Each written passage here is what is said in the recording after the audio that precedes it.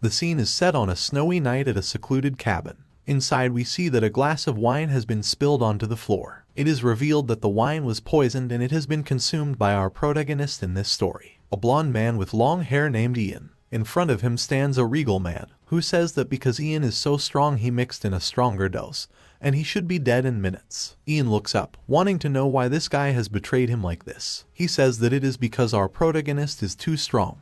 He has a power that no one else in the entire empire can compare to, and it has spread anxiety to the citizens. Ian understands, countless people have lost their livelihoods due to the misuse of magic. The man states that even he himself is so incredibly scared of our protagonist to the point where it has driven him mad. He apologizes to Ian, even referring to him as an old friend and saying that he will never forgive himself for this. He then turns around and exits the cabin, entering the night and leaving our protagonist behind. Ian remains on his knees, slowly dying from poison as the cabin begins to ignite on fire. It is revealed that he has a trick up his sleeve.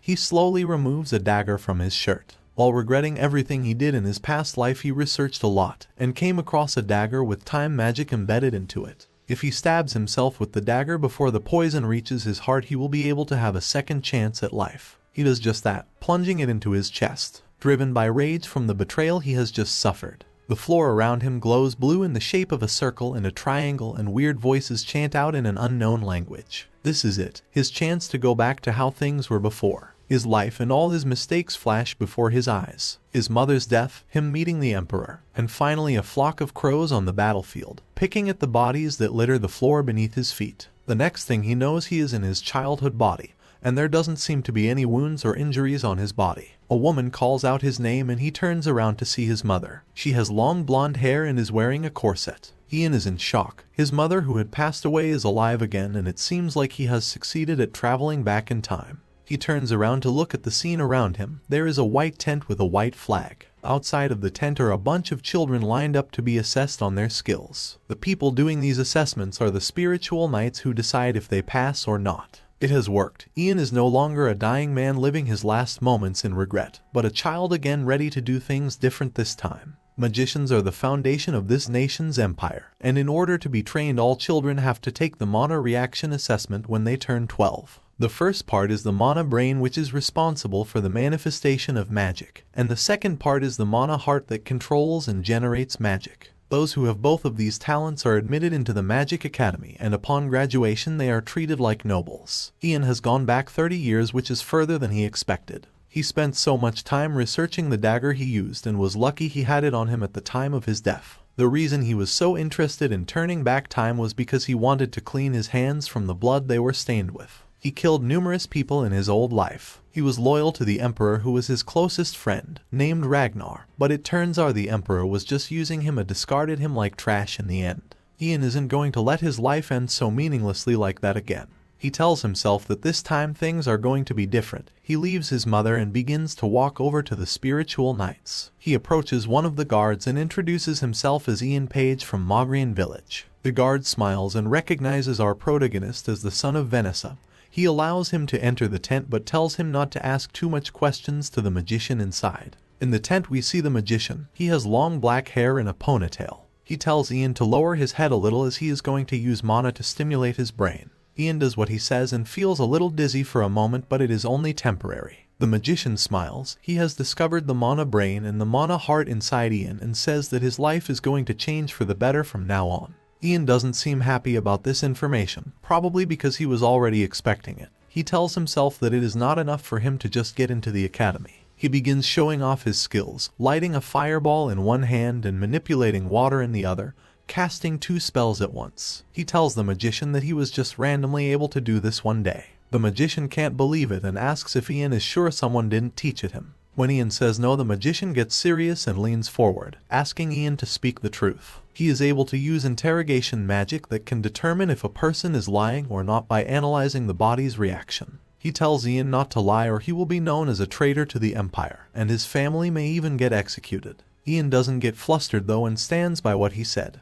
He learned how to do that without being taught. The magician is impressed. His interrogation magic doesn't find any lies, and he wonders who this kid is. They are interrupted by the sounds of Ian's mother screaming, and he looks out the tent to see what's going on. Vanessa is being bothered by the guard that was standing outside the tent. Grabbing onto her arm, he says that she has been widowed for 7 years and shouldn't be playing hard to get at her age. The magician and 2 knights exit the tent demanding to know what all the fuss is about. The guard gets scared, telling them it is nothing and some lowly kitchen maid was just causing problems. This makes Ian furious. How dare this punk call his mother lowly? It looks like he is about to do something. However, he is stopped by the magician, who tells the guard that since Ian has the power of mana, he and his family are now equal to nobles, and insulting nobles is a crime that could lead to execution. The scumbag guard falls to the floor, begging them to grant him mercy and let him live. He then turns around to Vanessa and does the same, apologizing for the words he said and asking for forgiveness. Ian approaches the guard and tells him to listen carefully. Ian says that he knows all about the disgusting things the guard has said and done in front of his mother. He threatens the guard, telling him that he should also warn all his scumbag friends. If any of them do something like that again, he will have their head. The guard nervously says he understands. Sweat drips down his face. Bro is really scared of a 12-year-old.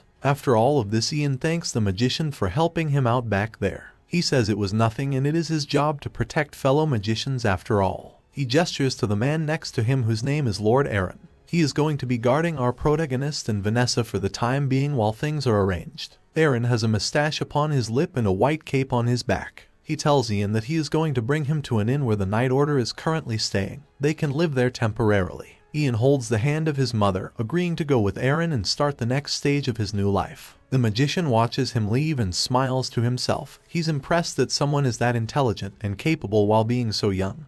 He is so impressed that it looks like he is going to have to report it to the imperial family. That evening the sky is dark and the town is quiet. The guard from earlier walks down the street angrily, drunk and furious that some kid and a lowly kitchen maid were able to force him to his knees. He tells himself that in the near future he is going to get payback by getting freaky with Vanessa while Ian watches. A hooded figure can be seen behind him. The hooded figure uses paralysis magic on the drunk guard and he is frozen in place on a bridge. The hooded figure is Ian, who overheard what the guy just said about his mother and isn't happy. He removes the hood from his head and begins fabricating a story to explain the guard's death, saying he was humiliated and found comfort by drinking. He then got so drunk that he accidentally tripped into the river and drowned. While the man is paralyzed, Ian pushes him into the water and watches him drown. Ian thinks for a while on whether or not it is okay to let him die like this. After all, the whole reason he has come back in time is to be a better person this time. Looking into the distance, he realizes that he will never be able to completely wash the blood from his hands, and the best he can do is to just protect the people most precious to him, like his mother. He watches the guard's lifeless body float around, and it reminds him of how the Emperor left him to die in the cabin in his past life. Ian quickly returns home and begins feeling exhausted. Using that one paralyzed spell has depleted his mana. He tells himself that he needs to grow his small body as fast as possible while approaching his sleeping mother. In his previous life, he received recognition as a first-class magician after attending 1 year of Magic Academy. However, even though he became a magician, his mother wasn't able to live a life of luxury and passed away. Ian looks down at his mother, saying he is going to be sure to protect her this time around so she can live longer. The scene cuts to a large regal building. It is the Green River Empire's capital. Inside is the Emperor of Green River, whose name is Terry. He is blonde with a blonde mustache and fancy clothing. He is in the middle of a conversation with another magician named Herbert, and the two of them are discussing our protagonist. Herbert explains that mana is an energy that flows and circulates in blood, and from the moment someone possesses a mana brain and mana heart, they are recognized as a magician. However, in order to actually use this mana properly to cast magic, a person must be trained. Yet our protagonist was able to freely use magic without training. He compares our protagonist to someone called the First Magician. This was someone long ago who taught himself how to use mana.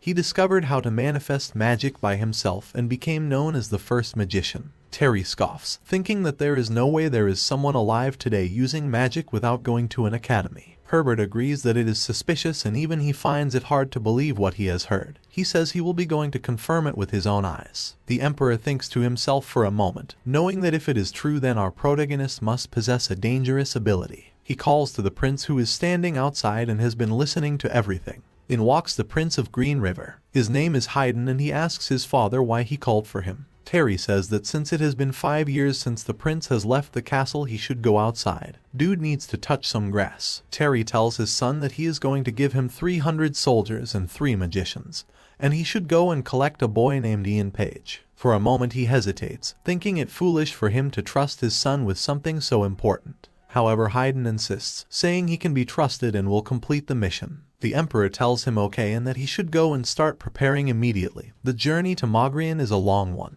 Herbert, who is still standing in the room, jokes, saying that he should go and prepare too, since it's going to be hard for him to find 3 magicians that actually want to go outside. As soon as he leaves the room, his face turns serious. His assistant next to him asks if he is going back to the tower to find the magicians, but Herbert says no. He begins walking ahead with his eyes focused, saying that there is somewhere he needs to head first. The scene cuts back to the place where our protagonist is staying. He looks out the window as if he is expecting someone. He knows the imperial family should be coming for him very soon and things are moving as planned. Ian knows that the magician must have been impressed by his skills and immediately reported it to his superiors, and that once the current emperor found out, he would have sent the prince with a bunch of soldiers. He suspects Herbert will likely come too. He is the master of the ivory tower, and sooner or later there is going to be an internal war between the imperial castle and ivory tower. Ian knows this from his past life. He doesn't know which side he is going to help though, and just knows that he doesn't want to be exploited by anyone this time. His thoughts are interrupted by the imperial order, who have arrived much sooner than he expected.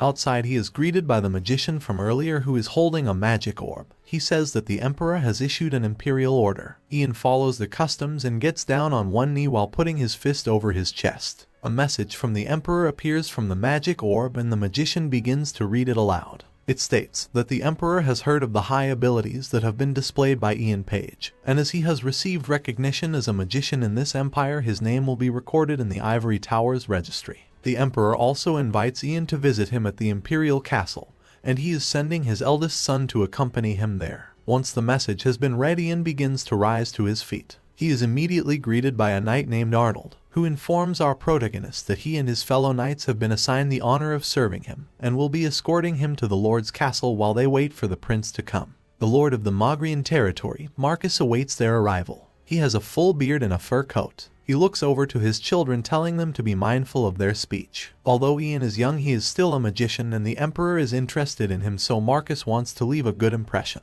He extends his arms wide for our protagonist, welcoming him to their castle. Ian spends the next few weeks at the castle. He becomes a hot topic, and even the maids begin to talk about him. They are impressed that someone so young is able to create fireballs with his bare hands. We see Ian at the training grounds, where he has been spending the majority of his time. He practices his magic by raising his hand and summoning a frost nova. It looks like he's got himself a fresh new fit too. His frost nova worked, and around him is now a bunch of ice and snow. However, Ian isn't happy and thinks that this isn't good enough. If he was in his other body, he would be able to freeze the whole castle, and not just the training grounds. His powers are limited, and he needs something to make up for his lack of mana. Someone interrupts his training, rushing over all out of breath like something is wrong. The man has a monocle and gray hair.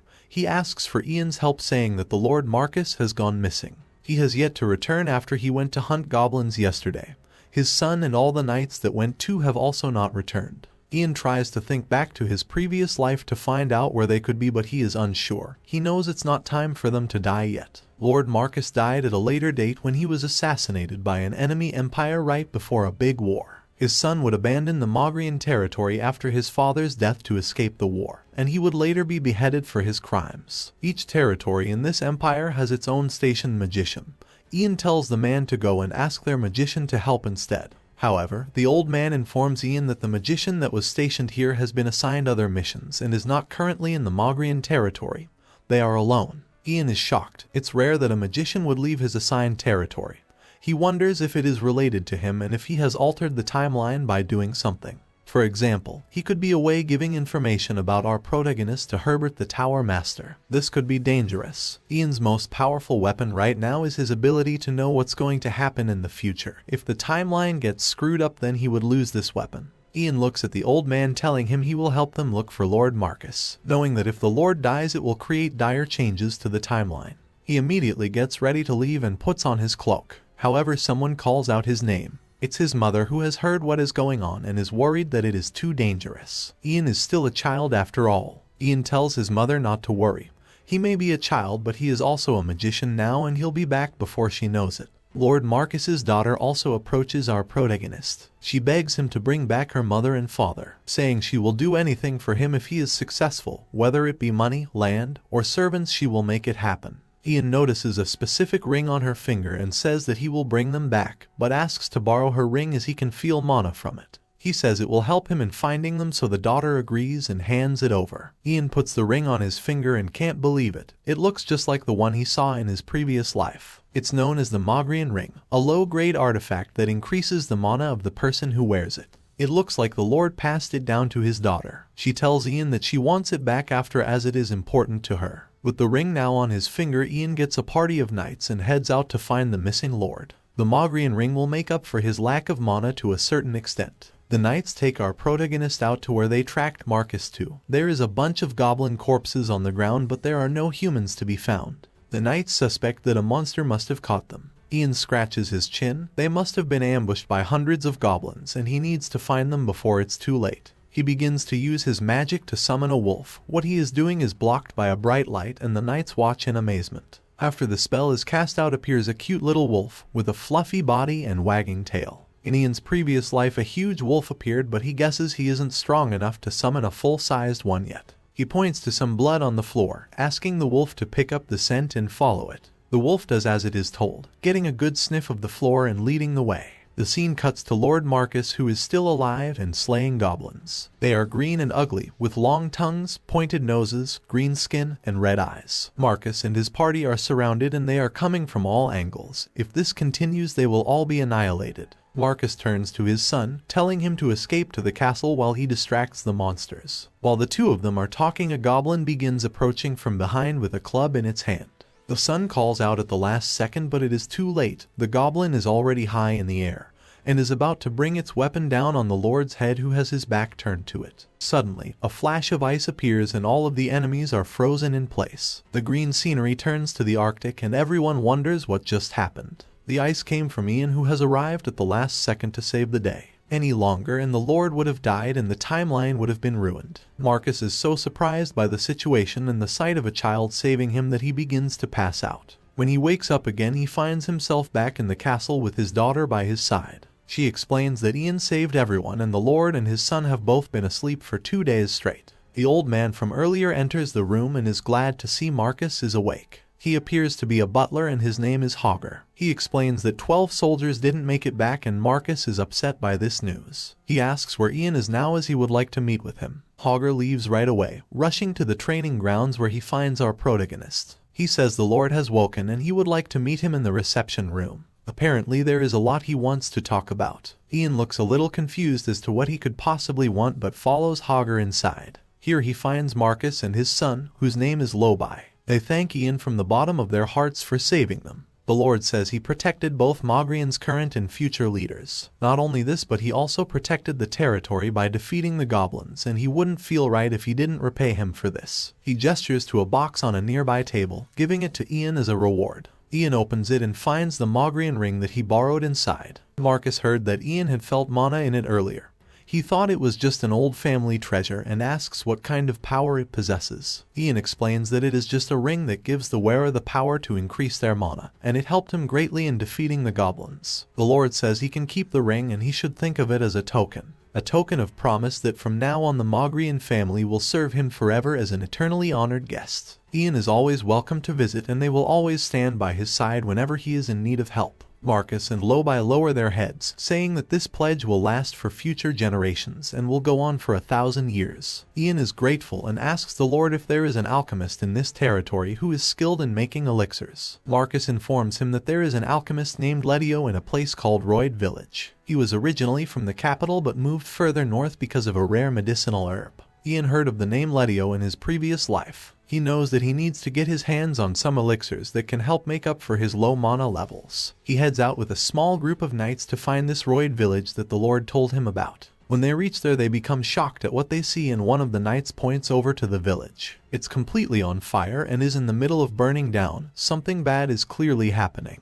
Inside the village, we see a bandit with an eye patch and a bloody hatchet over his shoulder. He tells his men to take the children so they can quickly move on to the next place. They grab a boy who kicks and screams, begging not to be taken from his family. The boy's name is Douglas and his father calls out to him in desperation, telling the men to stop. However, the guy with an eye patch appears behind him and kicks him to the floor.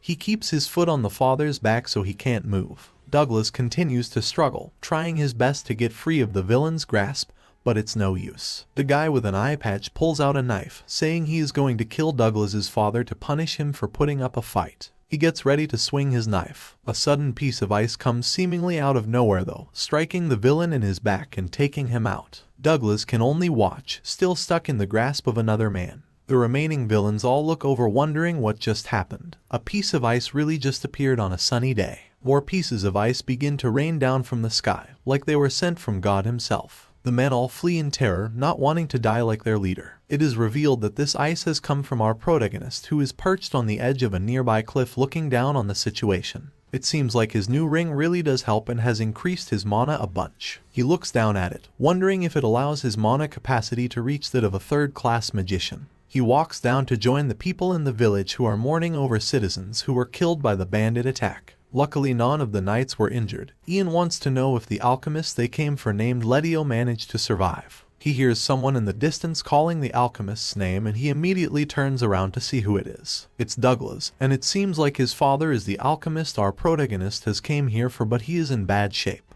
Ian pushes past Douglas, wanting to get a better look at Letio. He sees that he has a pale complexion and strands of whitened hair, and he can tell this is mana poisoning. Mana poisoning is a disease also known as God's curse. If someone who has a mana brain and not a mana heart is injected with more than their body can handle, the overflow of mana will stimulate the brain and cause great pain continuously for the rest of their life. Ian knows it's impossible for Letio to inject mana into himself, and so this must have been the work of a magician with ill intent. He raises his hand to the alchemist's forehead and tries to alleviate the pain a little. It works and Ian gets ready to leave, seeing that there is nothing more he can do. However, the boy Douglas grabs a hold of him and asks what he just did and if his father is going to be okay. Ian unfortunately explains that his curse can't be cured and he only provided temporary relief. Eventually, he will just go back to being in pain again and will face a tough decision. Either he finds a magician to keep alleviating his pain for the rest of his life or he dies. Douglas looks heartbroken. He says that he needs to quickly go and find a special flower so that he can make some medicine for his father. He says this flower can help neutralize the mana in his body. He pushes past Ian and rushes to go and get it. At this moment, Ian remembers where he heard the name Douglas before. In his past life, Douglas was one of the most outstanding alchemists in the entire empire. Although he had a tough childhood, he was a genius and eventually became the emperor's closest aide.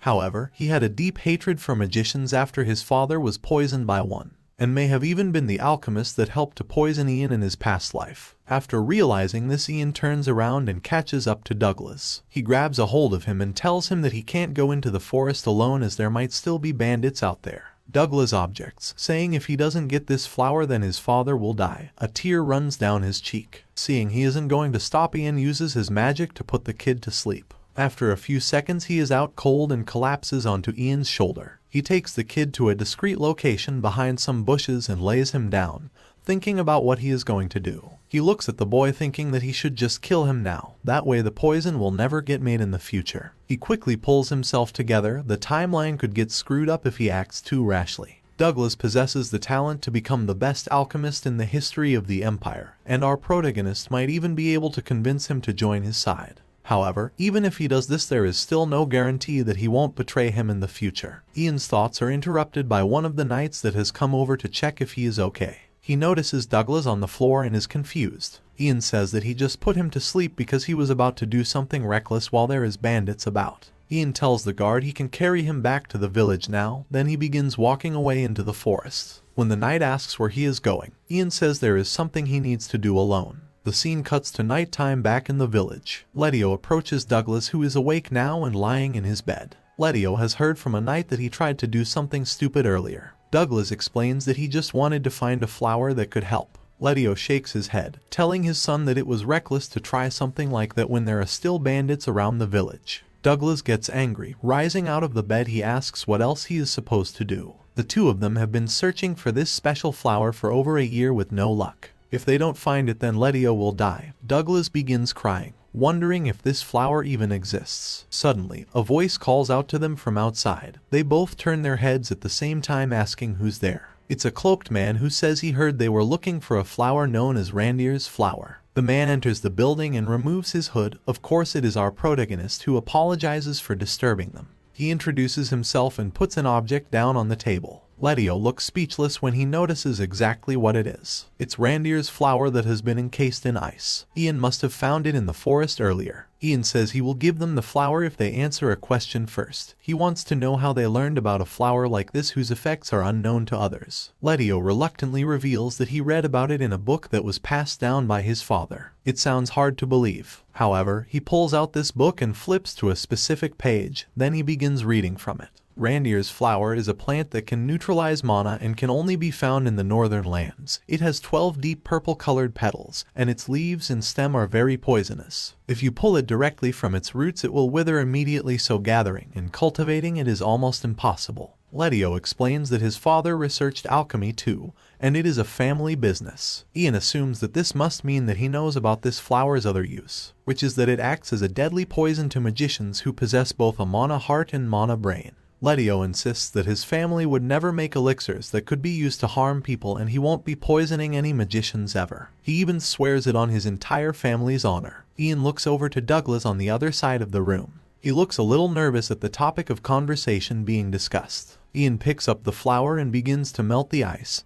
He thanks the alchemist for answering his question but also apologizes to him. Once the ice melts, the flower withers, and Ian reveals he wasn't able to harvest it properly and was only able to preserve its shape by freezing it. Letio feels let down and betrayed. He wants to know what kind of sick joke that was. Our protagonist only bought the flower over to prove that he can actually find it. He proposes a deal to the alchemist, saying that he will continue to alleviate his pain using magic while searching for a way to harvest the flower. However, in return, Letio must follow him into the capital, where Ian wants him to produce special elixirs that can help his lack of mana and to also make medicine for his mother when she gets sick in the future. Letio is confused. He asks why he can't just get someone else to do it since he isn't even that great of an alchemist. Ian insists that he needs someone who is going to stay by his side and make custom elixirs. He tells the alchemist to take a moment to think about it, and that he should consider his family too, since earlier today Douglas was about to risk his life just to find the flower, and he doesn't want that happening again.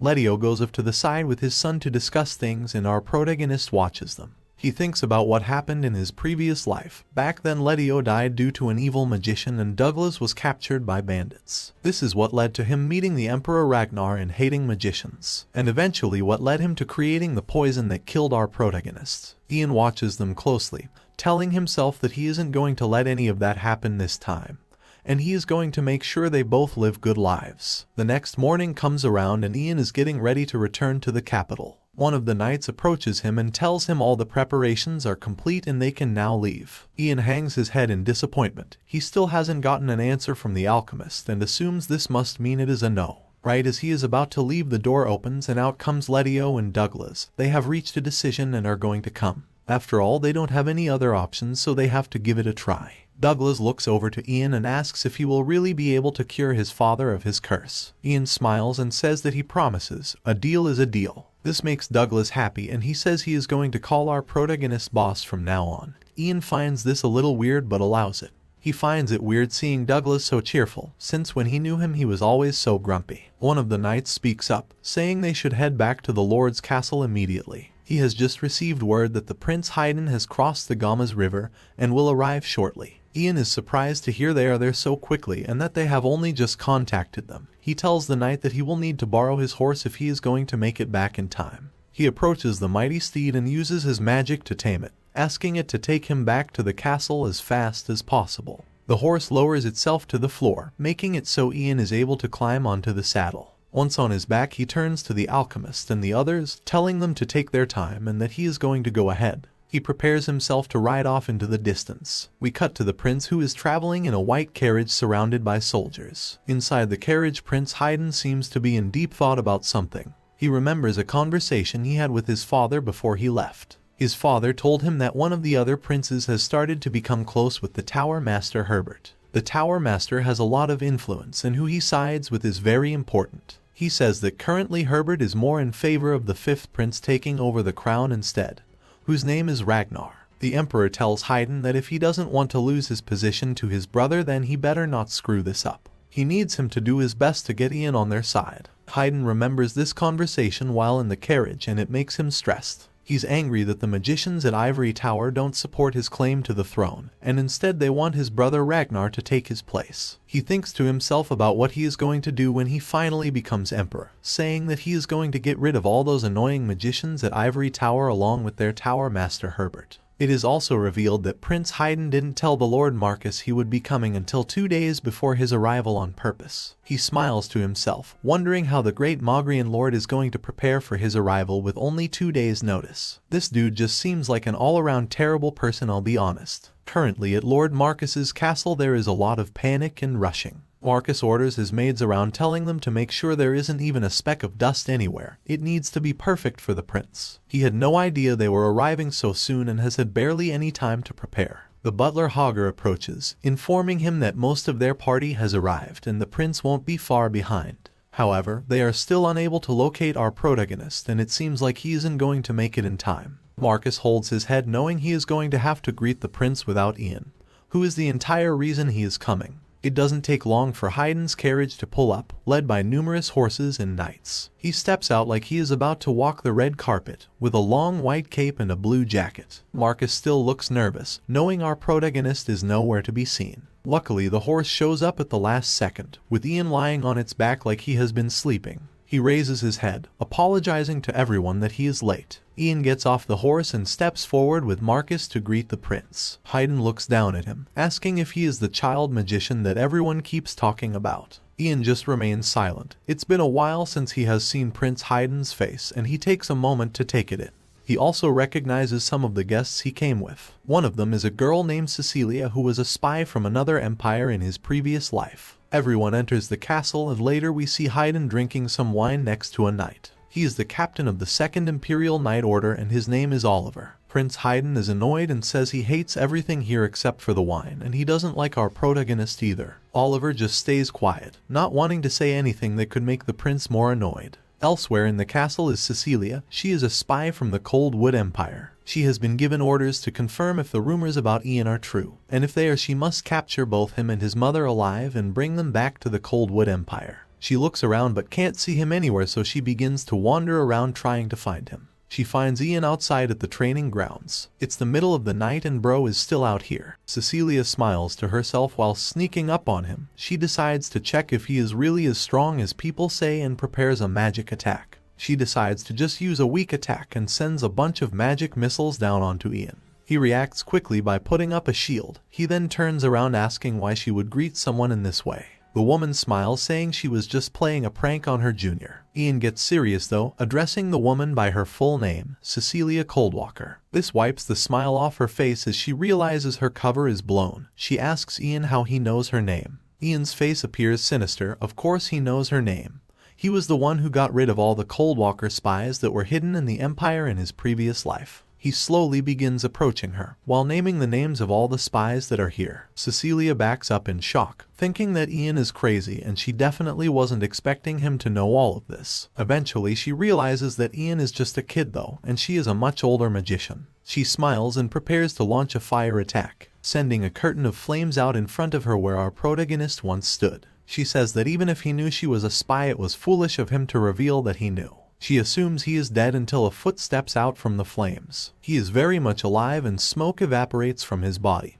He begins to charge up a magic attack of his own. Cecilia looks up at the sky and her eyes grow wide. She wonders who exactly this kid is and why he is so strong. The moon is blocked out by a bunch of ice crystals that are about to rain down. Ian tells Cecilia that he was expecting her to come and find him, and he was waiting at the training grounds just for her. He raises his hand, launching the ice crystals forward like bullets. Cecilia quickly reacts and puts up a shield, protecting her from the incoming projectiles that strike it with great force. Things don't look good for her and the shield begins to crack when faced with the power of Ian's attacks. Ian doesn't stop with ice. He summons a huge fireball in the palm of his hand. He then pushes it forward in the direction of his enemy. It's at least 3 times the size of him. Cecilia can only grit her teeth and hope for the best as her shield slowly breaks down. She isn't able to move while it is up. Some of the attacks break through, slicing at her arms and legs. She realizes she isn't going to be able to keep this up. As the fireball comes crashing in, she releases her shield and tries to run out of the way before it hits her. She collapses onto the floor and is just grateful she is still alive. Her body is covered in wounds and her cheek is cut. Cecilia thinks that Ian's mana should be depleted by now,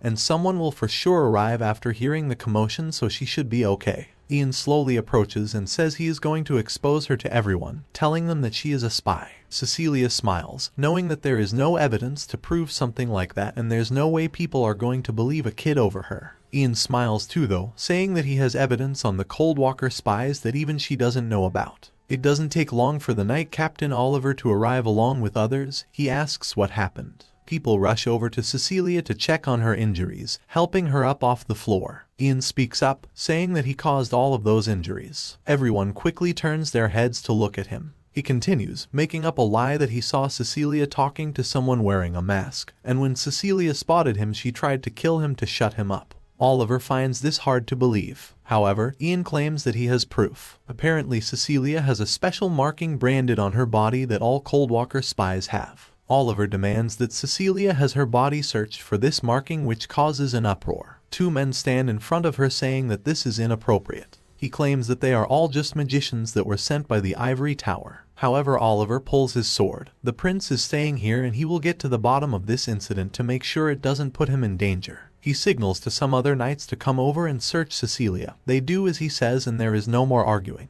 After the search, Cecilia looks unhappy. Blood still covers her clothes and she is badly injured, needing immediate medical attention. The knights inform Oliver that they couldn't find anything on her body that resembled a marking. The Night Captain looks over to our protagonist, wanting to know if he was lying. Ian assures him that he wasn't. He walks up to Cecilia and places his hand on her back. He casts a magic spell and a blue light emits from his fingertips. Cecilia looks worried and asks what he is doing. Suddenly, the marking he was talking about appears on the back of her neck. It's a circle with a triangle in the center and weird symbols. Cecilia didn't even know she had this and Ian smiles to himself. Coldwalkers are sent to training institutes while having a mark branded on their body from when they are babies. Even they themselves don't know this information. Ian found this out in his previous life after interrogating an administrator. Oliver and the others are shocked. However, they have no idea what the marking means and haven't seen it before. Based on the current situation, he thinks it would be best to treat Cecilia's wounds first, and then interrogate her later. He turns to two other magicians, telling them to prepare a mana prison to keep her from escaping for the time being. He then turns to Ian with a serious expression. Stars shine in the night sky behind him and his sword shines in its sheath. If everything Ian has said today turns out to be the truth, then Oliver says he will have to report it to His Majesty immediately. This is exactly what he does. He heads straight to Prince Haydn and tells him how our protagonist managed to beat Cecilia, a third-class magician. Haydn is impressed and didn't think the child was that strong. He asks Oliver what his opinion on Ian is. Oliver states that it seems like the rumors about his skill are true, however the way he speaks and behaves is unusual for a child. The prince wants to meet and talk to the boy so he can find out for himself. It doesn't take long for Oliver to get Ian and bring him into the room. Ian lowers his head and greets the prince with respect. Based on what Haydn has heard, our protagonist has discovered that one of the magicians sent by the Ivory Tower was a Coldwood spy. Since Ian exposed the spy and beat her in battle, Haydn says he has contributed greatly to the Empire, and he would like to reward him. He wants to know if there is anything specific that Ian wants. Ian becomes suspicious, thinking that the prince must be asking what he wants so he can find out what he is up to. Ian looks up, saying if the prince is okay with it he would like to visit the old Ivory Tower's site on the way to the Imperial Castle. Haydn is baffled, wondering why this kid wants to visit the old abandoned Ivory Tower site as a reward. There is nothing to see there. He ends up agreeing though, when Ian says it is a place he has only heard about and he has always wanted to visit. Ian smugly smiles to himself. It looks like he's going to be able to attain it much sooner than he thought. In the deepest basement of the old Ivory Tower site there is an item known as the Dragon Tongue Book. The dragon's language in the book played a crucial role in his research of time magic in his previous life. This one book contains the records of the essence of time magic. He found it a few years before he died but was only able to understand a very small part of it. He wonders how much he will be able to understand if he studies it from this young age. It doesn't take long for nightfall to hit and everyone begins their long journey to the Emperor's Imperial Castle. Ian's mother Vanessa is excited, as this is her first time traveling so far out from Mogrian. Letio the alchemist begins to flirt, saying he will be Vanessa's guide when they reach the capital. Even though he doesn't look like it, he has lived and worked in the capital for a long time. Vanessa blushes, thanking the alchemist for being so kind, while Ian remains silent, wondering what this guy is doing flirting with his mother. They are interrupted by the vice captain of the Knights named Paul. He has green eyes and a blue ribbon around his body. He says that they have arrived at their detour to the old ivory tower site. They are going to be staying here for 2 days, and during this time Ian can explore the historical site whenever he wishes. Paul leads everyone to a nearby village to give them their accommodations for the next couple of days. The village seems quiet and cute, nothing too fancy and not a place you would expect royalty to stay. The commoners greet the prince upon his arrival, saying they are honored to have him here. Haydn thanks them for their kindness. Ian looks over and is surprised to see the prince acting so nice towards the commoners. When he met him in his previous life, he always greeted him with hostility, appearing gloomy and giving him dirty looks. This was because our protagonist was always alongside his brother, Prince Ragnar, who he knew was trying to take his future position as emperor. Now in this life, Haydn can be seen smiling brightly, having conversations with commoners who are not nobles or royalty. A part of Ian begins to understand why the current emperor is so fond of him. A voice calls out Ian's name. It's Douglas, who wants to know when Ian plans on going into the old ivory tower because he would like to tag along as well. Ian sighs, knowing that he probably won't be able to find the book in the basement with Douglas by his side. He can't bring himself to say no though and agrees. Douglas's eyes grow wide. He's super excited to go inside. Their parents are both watching them from a distance. They are glad to see their children are getting along. Letio turns to Vanessa, asking her if our protagonist has always been so mature. He doesn't act like other 12-year-olds. Vanessa reveals that he matured early. He remembers her late husband a lot and is very thoughtful and considerate. Even though he doesn't say it, Vanessa can see him trying to fill the absence of his father in the family. His father wasn't a magician like him and was just a normal person named Prayan. Before Ian was even born, he went to work one day as usual, and then suddenly went missing. Bro really went to get the milk before his child even left the womb. He left a bunch of items behind for them that they only received 5 years after his disappearance. Still looking over at her son, Vanessa begins to struggle to get her words out. She has noticed that recently Ian seems different. Letio is concerned and tries to comfort her. However, Vanessa just says that it's probably nothing.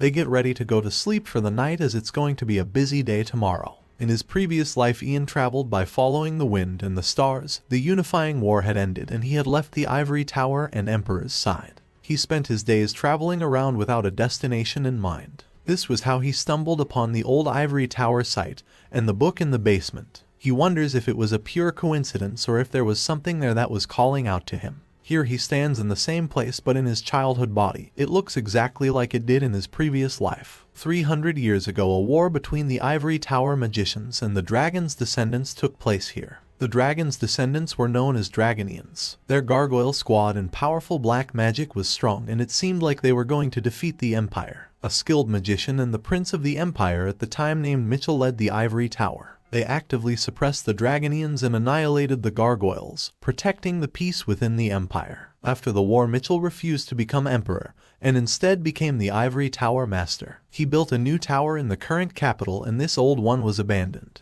It has been a long time since people have even cared to step in this place, and it has fell into ruin. Ian walks around the rubble searching for a specific spot that he remembers from his previous life. When he finds it, he waves his hand, casting magic to open a secret passage. The passage is dark and has a long staircase leading downwards. He follows it. Upon reaching the bottom, he uses his magic again, this time to light up the room that is hidden from any sunlight. In front of him stands a gargoyle statue, its wings spread wide and teeth sharp. Ian was surprised when he first saw this gargoyle statue, but it's not going to catch him off guard this time. Suddenly, the gargoyle comes to life. Its eyes glow purple and it lets out an echoing roar. It leaps into the air, coming straight for Ian. In his first life, he had no idea that a gargoyle he thought went extinct 300 years ago would be hiding here. Things are different now though, and he uses his magic to summon a ball of water. He launches it at the stone monster, striking it in the chest. It flies backwards and crashes into a nearby wall. It's not dead though and recovers. In his previous life, Ian was able to blow it away in a single breath,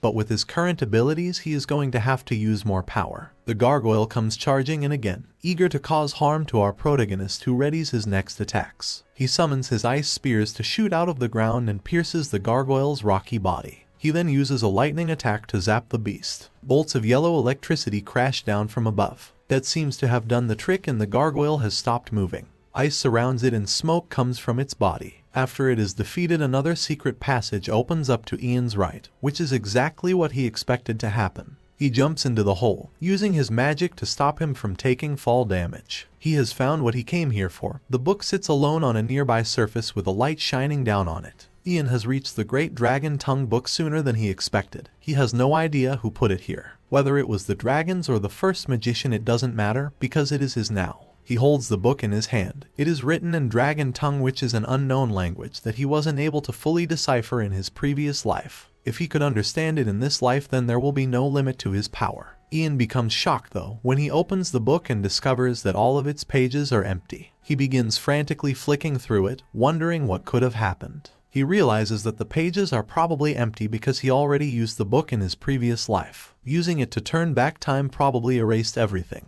Ian closes the book in disappointment. He still remembers some of the magic that was written in the book though and tries to recite some of it. To his surprise, he can't get his voice to come out. Dragon Tongue isn't a language that people can simply just speak. It's a language that is rooted in magic and requires strong magic to speak it. Ian looks down at the book in deep thought. This means that he won't be able to use the time magic in this book again, meaning he can't return to the past again. He thought he would be able to keep going back again and retrying, but that isn't the case. The second life he has been given has all of a sudden become much more important, and he needs to take it seriously. A few days pass and Ian completes his journey to the capital to meet the Emperor. He looks out the window of his carriage and the scene around him. Tall buildings made from stone and a bunch of citizens that seem happy. He looks over to another carriage he has been traveling with, and at the back is a cage. Inside this cage is Cecilia. Ian knows he needs to make sure she doesn't escape, or else she will go back to the Coldwood Empire and tell them that he knows all about their secrets,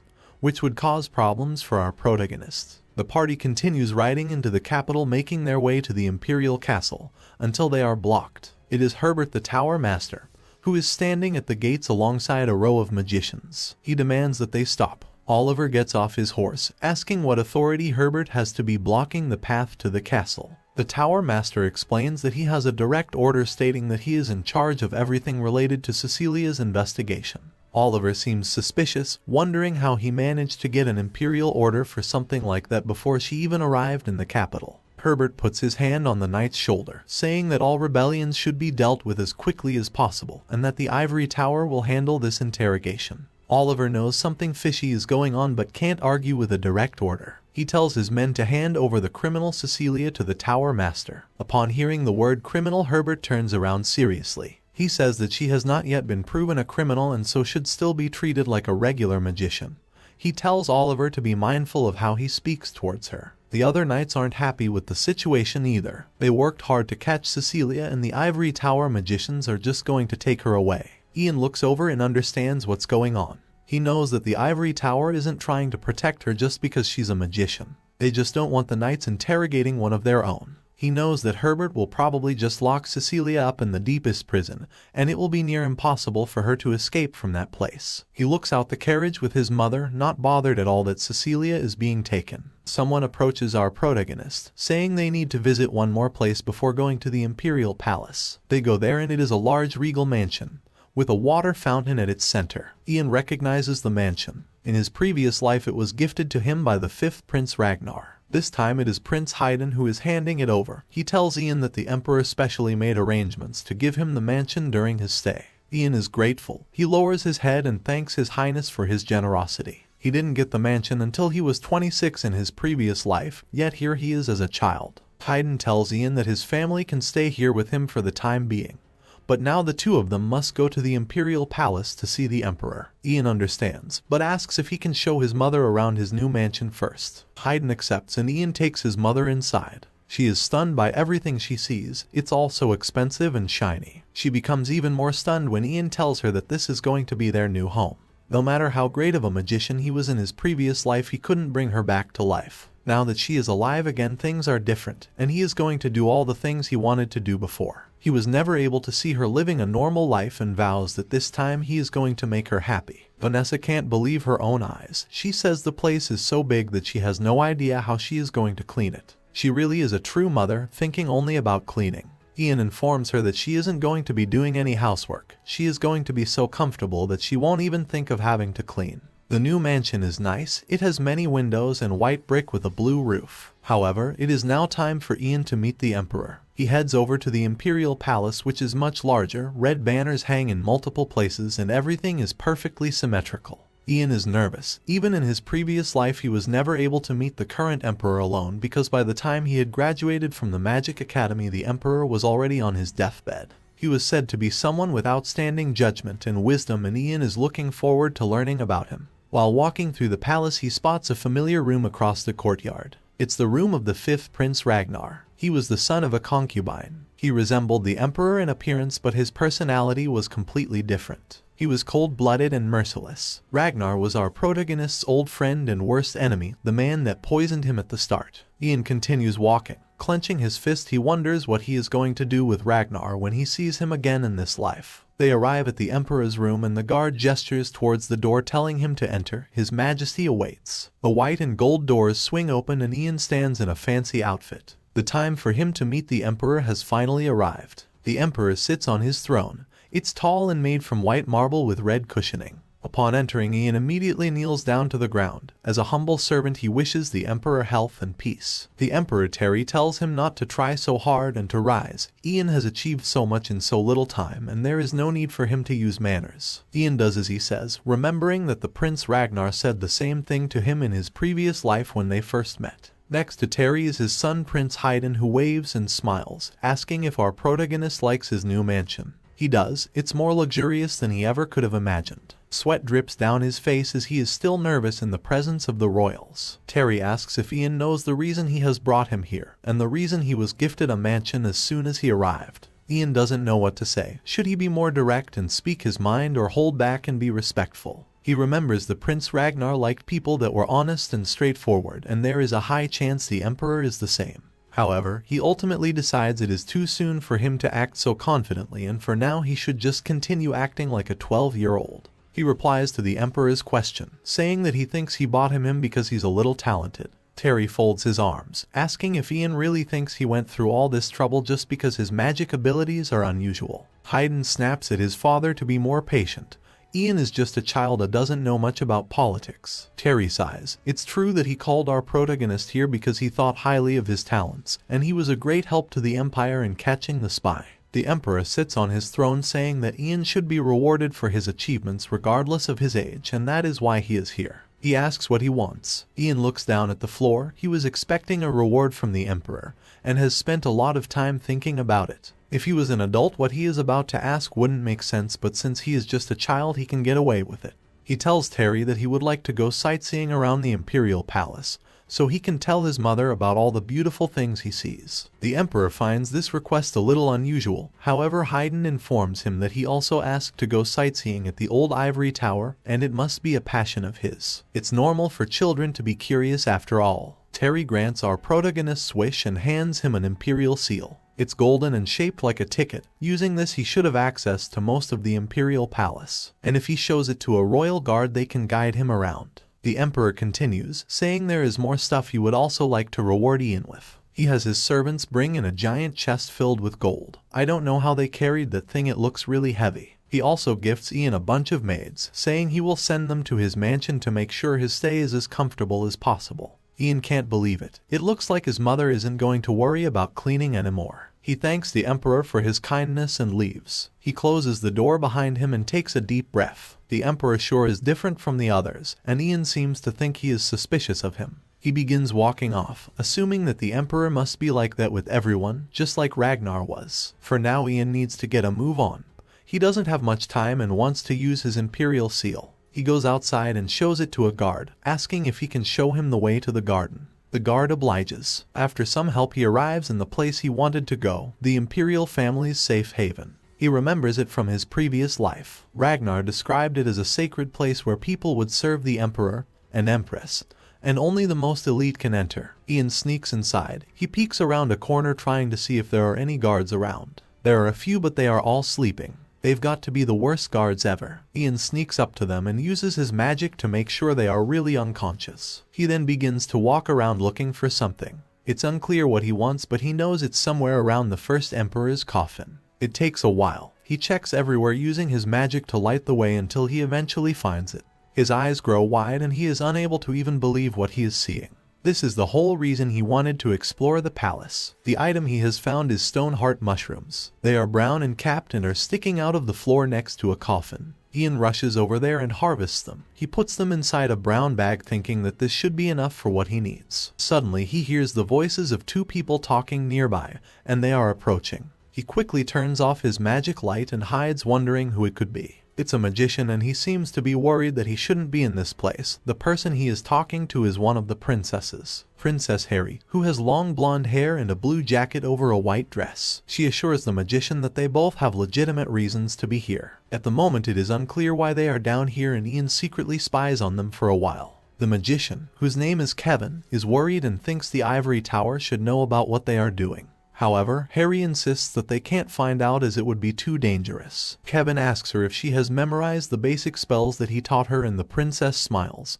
saying that of course she did. She begins to demonstrate her magic powers by letting her mana flow and summoning a ball of light. Ian looks over in complete shock. He had no idea Princess Harry could use mana. He remembers her from his previous life. She spent her whole life in a cage like a bird. When Ragnar became emperor, he executed Prince Haydn, which broke her heart and ultimately led to her ending her own life. Ian can't believe this woman is a magician and is hiding it from everyone. In this empire, hiding the fact that you possess magical talent from the ivory tower is a very serious crime. The magician Kevin must also know this, yet has agreed to help her practice magic secretly, which is why they are down here in this secluded place. Ian leaves and the two of them turn around after hearing a noise. Kevin freaks out. Not wanting to get caught, he says they should just end today's practice early. The Princess Harry tells him to relax and that only the imperial family can enter, so she is sure they are alone. Ian makes it outside without being spotted. He has learned many surprising and interesting facts today.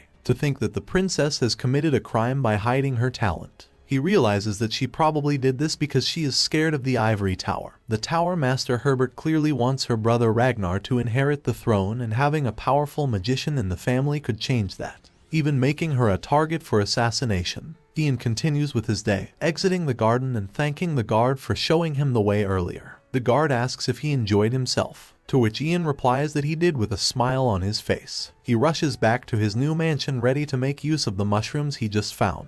As soon as he enters, he is greeted by a butler who takes his jacket, and the alchemist Letio. Letio explains where everyone is. Vanessa is in another room talking with the new maids that have arrived from the Emperor, and Douglas is looking around the mansion having a good time. He's never seen a place so big. Ian is happy to hear everyone is doing great and asks to talk with the alchemist privately. The two of them go into a secluded room and our protagonist shuts the door behind him so no one can listen. He looks at Letio with a serious expression, asking if he can make a secret potion for him. Letio is confused, wanting to know what kind of potion he needs and why it is so hush-hush. Our protagonist pulls out the stone heart mushrooms he just collected. They are able to numb nerves and can even stop a heart. He pulls them out of the brown bag and shows them to Letio. This just makes the alchemist even more confused. How can he be expected to make a potion out of something so poisonous? His purple eyes are baffled and his hair with white streaks comes down onto his face. Ian explains that he needs a potion that will make him immune to interrogation magic, which is when a magician is able to tell if someone is telling the truth or lying. He stands in front of Letio asking if this is something he will be able to do for him or not. Letio has heard of interrogation magic before and doesn't know if it is even possible to make a potion to stop it from working. He says that he is going to need to run a lot of experiments to get it right and that it is going to take him a while. Our protagonist expected an answer similar to this, knowing that it is not an easy thing to ask. He tells the alchemist to just do his best and to take his time. While they are discussing this, someone knocks at the door to the room they are in. Upon opening the door, Ian sees that it is a maid. She lowers her head to show respect and is holding a tray with a letter on it. The letter is addressed to Ian. He removes it from the envelope and begins reading it. He sees that it is from the Ivory Tower. It states, "Dear Magician Ian Page, just like the Imperial family, the Ivory Tower eagerly looks forward to meeting you. We would like to schedule a meeting with you before you start attending the academy. You are already a decent magician who possesses abilities beyond the average magician, and it will be hard for you to relate to the students who can still only use beginner's magic. Therefore, we would like to arrange a simple meeting with you exactly a week from today." After reading this letter, Ian gets a little worried. If he is going to be visiting the magicians at the Ivory Tower soon, then he needs to prepare. He changes his mind to what he said earlier, telling Letio the alchemist that he will be needing the potion in a week and he should move quickly. He needs it before his meeting at the Ivory Tower. Letio thinks that this is going to be impossible and that even if he sacrifices his sleep he is going to struggle. He wonders what on earth he is going to do in order to get it finished in time. Ian just apologizes, but assures Letio that he needs the potion in a week no matter what, so he should try his best. He's confident in his abilities and is sure he can do it. Going to the Ivory Tower without this potion would be fatal. Part 1 ends here. If you are interested in a part 2, support the video by hitting the like button and commenting the word magic. Also consider subscribing so you don't miss the next upload. Thank you and take care.